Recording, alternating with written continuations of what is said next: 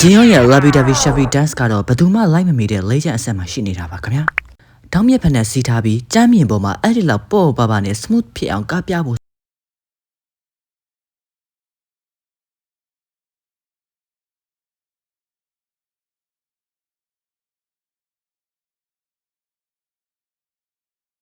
ဟုတ်ပါတယ်ခင်ဗျာ YouTube မှာဒီပွဲကဂျင်းရောရဲ့ focus fan ကန်တွေဟာဆိုရင် view ကိုတိမ့်ချီတန်းချီရှိနေတာဖြစ်ပါတယ်ခင်ဗျာ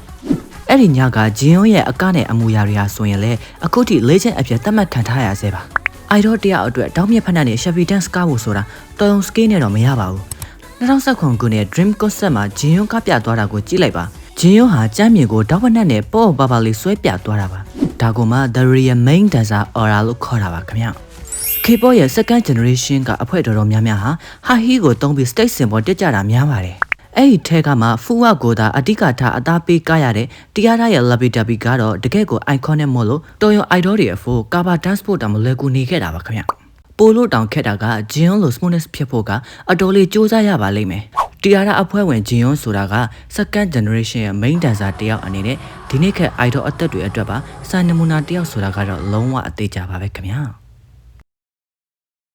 စင်မော်ကနေတီအားထားပါအောက်ကပရိသတ်တွေကြောင့် surprise ဖြစ်ခဲ့ကြရတယ်ည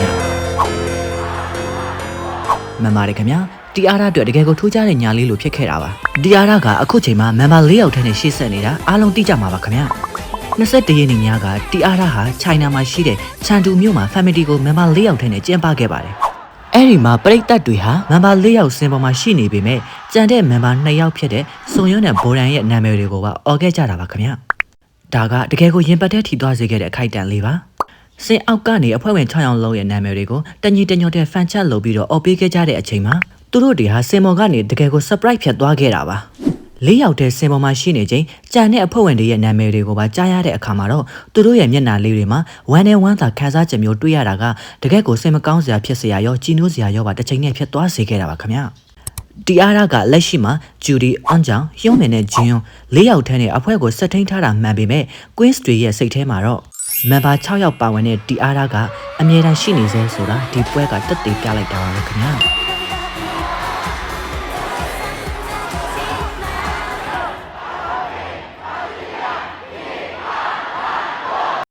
မာဖီးယား boss ပုံစံနဲ့လူတွေကိုဖန်ဆားထားတဲ့ idol တယောက်ဖြစ်တဲ့ 80s ကဆန်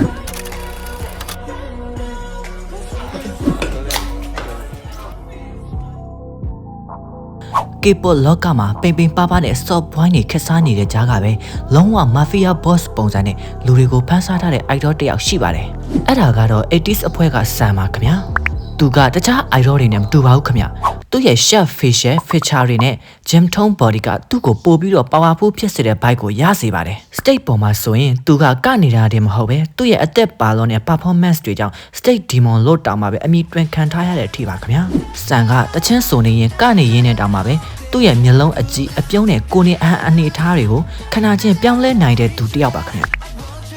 သူ့ရဲ့ performance တွေကတချို့ idol တွေလိုလှလှပပလေးကပြတာမျိုးမဟုတ်ပဲလုံးဝအသက်ကို stay ပြီးကနေနေတဲ့ပုံစံမျိုးဖြစ်လို့ကြည့်ရတာအရန်ပြင်းထန်ပြီးခန့်ညားထဲဝါတဲ့ mafia boss တယောက်လိုအရှင်ဝါမျိုးပေးတဲ့သူတယောက်လိုဖြစ်နေတာပါခင်ဗျာသူ့ရဲ့မွေးရပါမျက်လုံးအိမ်ဟာဆိုရင်ကြောင်ပုံစံဒါမှမဟုတ်မြေခွေးပုံစံဖြစ်နေပြီးတော့အကြည့်တွေကအရန်ကိုဆွဲမဲ့ဖို့ကောင်းတယ်လို့အစ်စစ်အနိုင်ယူမဲ့ပုံစံမျိုးကလည်းသူ့ရဲ့ဆွဲဆောင်မှုလို့ဖြစ်နေရပါခင်ဗျာသူ့ရဲ့အဲ့ဒီ mafia bike ကြောင့်ပဲ Italy luxury brand ကြီးဖြစ်တဲ့ Dolce & Gabbana ကသူ့ကို brand ambassador အဖြစ်ရွေးချယ်ခဲ့တာပေါ့ခင်ဗျာဘာကြောင့်သူ့ကိုခန့်အပ်ထားရလဲဆိုရင် Dolce & Gabbana ရဲ့ DNA ဖြစ်တဲ့ sexy power နဲ့ strength ကိုစံကအပြည့်အဝကိုစားပြုနိုင်လို့ပဲဖြစ်ပါတယ်ခင်ဗျာ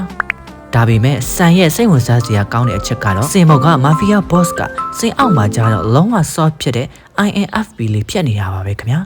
အဲ့ဒီ gap ကပဲသူ့ကိုပို့ပြီးတော့ထူးခြားစေခဲ့တာပါ